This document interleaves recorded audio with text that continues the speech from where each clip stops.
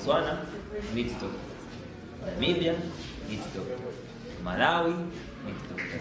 Don't close your mind to just thinking Zambia is where you will be doctor. Become the doctor and open up your mind to go all this. The UK was in need of doctors. Or you having the part you go. So the road is not straight. I won't give you a Ben Carson story that I've always dreamt to be. No. And so not all of us have such inspirational stories. But at the end of the day, once you decide, you own that decision and run with it. Okay? The advantage for you now, who's coming into this sphere, is you don't have the competition we had. We had just one university, Unza. If you don't make it to Unza, no medicine. But for you, there's unicorn there. The nurse or the midwife will do everything possible to ensure that this baby is able to breathe. What are they going to do? They are going to start with the patting, okay? They don't beat, they're just patting, right? They'll try to make the baby active, okay? Because our motto when it comes to midwifery is that no woman should die while giving birth. At the same time, we'll try to ensure that no baby should die. Are we together? So you will try to do everything possible. If that doesn't work, you are going to get it's going to be different from the actual CPR that we did in an adult. You get your antibiotic. The first thing you do is, it may be because of the meconium, the secretions that they are born with. So you're going to wipe this baby. Okay? When you wipe this baby, you are now going to assess those things that we're assessing for. In an adult, we're assessing for the respiration, we're assessing for the pulse, and also what? Yes. So in this situation, if a baby did not receive enough oxygen, you find that even their skin color changes. It becomes blue, or it's going to be gray. Okay? So when you wipe the baby, you are going to check how is the skin color. How is the activity, the grimace of this baby? Okay? How is the heart rate? You assess all those things. Then you're going to get this. This is a penguin sucker. Okay? Because of those secretions they are born with, you are going to start and you remove. You squeeze it, then you put in the mouth. You start from the mouth. You squeeze so that it can be able to do what? To suck in any secretions that may be blocking this baby from breathing. Then you squeeze. You go to the nostrils, you do the same. When you do that, you are going to assess. How do you assess? You are first going to give those resuscitative breaths that we gave. You are also going to give this baby. The same way, you lift the mandibles, then you put the face mask, then you give the resuscitative breaths. Okay? Then, unlike that of an adult, you are not going to lock your hands and do the compressions. This is just a baby. Okay? You are going to break them. So you are going to use your fingers just like that. 1, 2, 3, like that. Ensuring that you are able to do what? To resuscitate them. We will not go into details because we are not here to do anything, right? But we are just doing a minimal demo, isn't it? If you have a minimum credit or merit, you will be able to enter the school. It's a matter of, are you able to remain in the school? And which comes to consistency. If you are consistently reading, as I told you, gave you an example. If we tell you the artery passes here, okay? Tomorrow you might forget. But if I keep telling you 3, 4, the body is not changing. Yes, you can memorize it is here. That is what is going to drive you and keep you the medicine and the drive. If you desire, you find as you read, it's enjoyable. So do well at grade 12, do your LLB. When you are done with that, if you don't have enough finances, you can proceed with your masters, but that's not good enough. Make sure you pass your Zambia Institute of Advanced Legal Education exams. The exam is quite hard, but all you need to do is to motivate yourself. If there are others that manage to go through this route, then I must be. in a position to do it as well. So don't be defeated by what you hear. No, theory is bad. Because there are times when out of 200 or so students, maybe only 1 or 2 clear on first attempt. So don't be discouraged that you will not. So if there is one who is going to clear, just say, I'm the one who is going to clear. That's the mentality we had. You don't put your friends ahead of you. Just say, that one who is going to clear is me. Don't look at, so I think that one will clear, that one will clear, me. Just put yourself among those who are going to clear. If you don't clear on first attempt, you will still be given an opportunity to repeat. And usually, there are 10. One course is collapsed into one at Ziad. So there are basically 11 courses, but unless they change the rules now, during our time, the Civil Procedure High Court and Civil Procedure Subordinate Court, they collapse them into one. So that is 10 courses. So you may pass, the best is first attempt, make sure you pass not less than 5 courses. Because if you pass in less than 5, maybe 3, 4, when you rewrite, you'll have to write all the courses again. But if you pass 5, 6, when you rewrite, you write only those that you failed. That's the issue. So I don't know if there are, of course, in terms of subjects, which subjects probably you need to do well at grade 12. English is one of them. The social sciences, they are good for you. RE, civic education, what are the literature in English? Of course, you have to pass mathematics.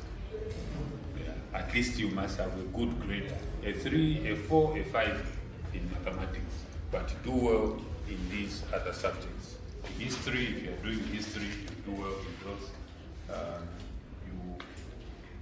You find it easy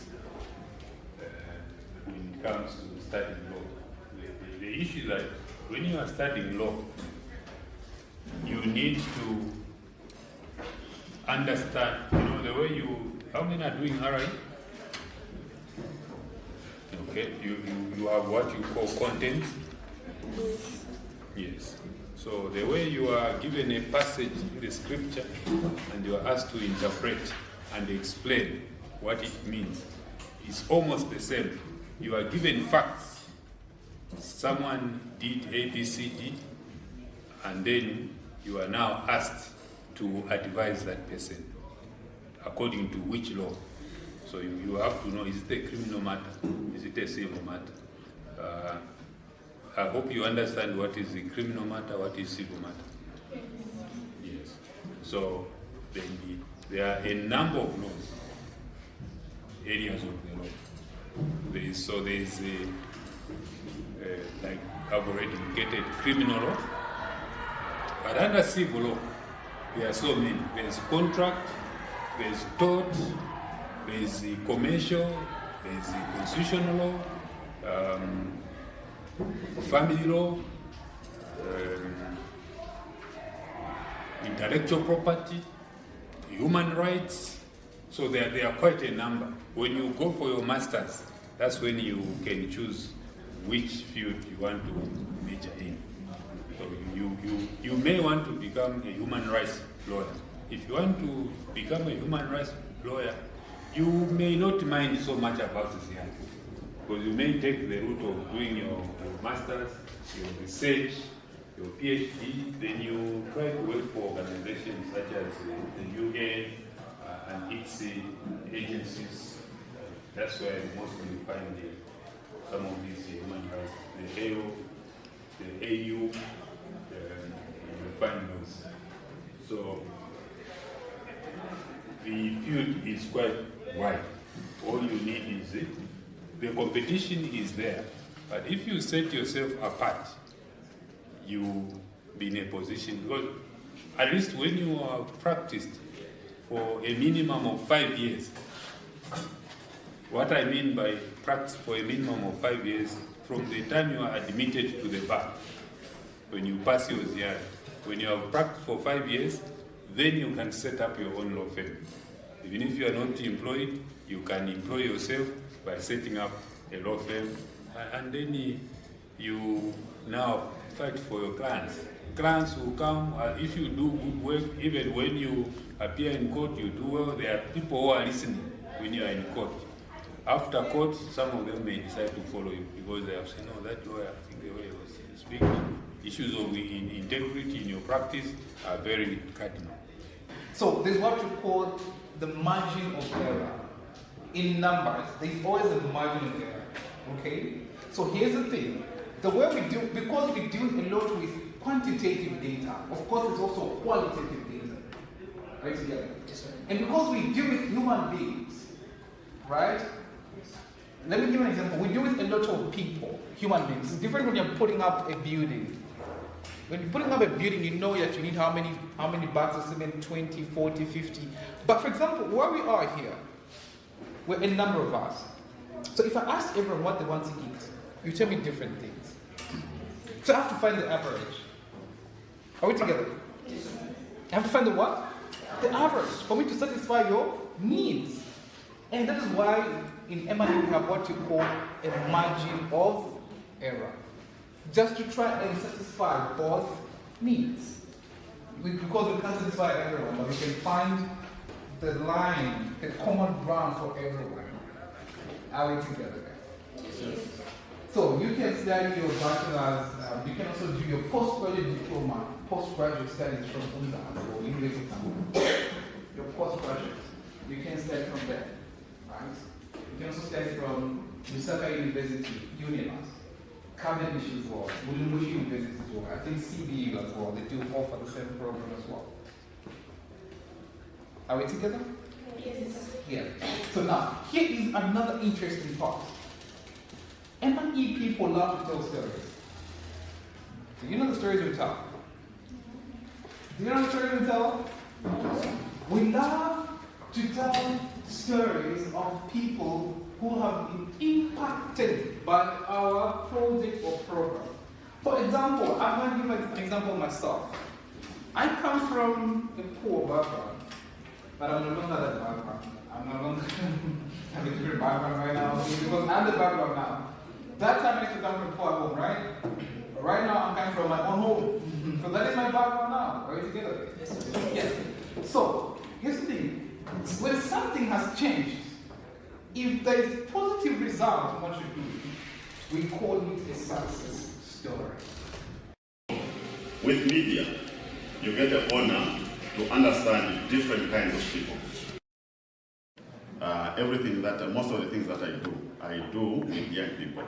Back when I was still working here for the radio station, I remember that when the uniform, it hasn't changed. That was like in 2006, where we would do debates and move around in different schools and interact with the pupils at that level. And the interaction was very good because we were speaking a language they understood in a medium that they appreciated. So also, as we are doing all this, understand what medium am I going to? When you talk of media, I'm a radio person. There is television, there is newspaper, which is print. And these days, there is online. And online now speaks to everyone of us. Jobs are limited, and the hierarchy is that in any company there can only be one chief financial officer. Yeah? So under the chief financial officer there is a finance manager. Under the finance manager or a RATRO, we have maybe a finance business partner or whatever, all those roles. So I find that the highest paid in that finance department is the chief financial officer. So now if you join as a cost accountant, for example, it means that you have to wait until you follow through that ladder until you reach the highest, which is chief financial. So that's when you can think of saying, I'm making the big bucks. Yeah? But if you have to step outside the box, you can set up your own firm and start providing audit services, for example, or start providing accounting services. There are a lot of small businesses coming up. We can give advisory. Advisory is also one aspect that accountants do. If you want to set up a business, who advise you on which best model to take, which best tax model to adopt, so that you are not disadvantaged. Additionally, also, you don't just stick to your role. You can do a side hustle. At some point, I used to lecture. Yeah?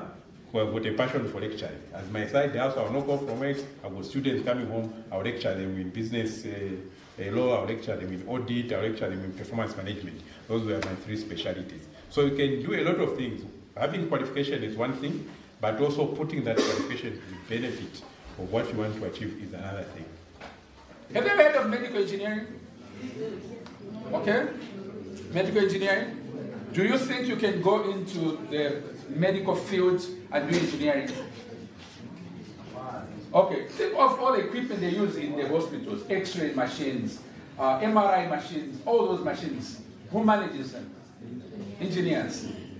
And if you go into medical engineering, I can tell you, it's one of the highest paid. There's also what we call instrumentation.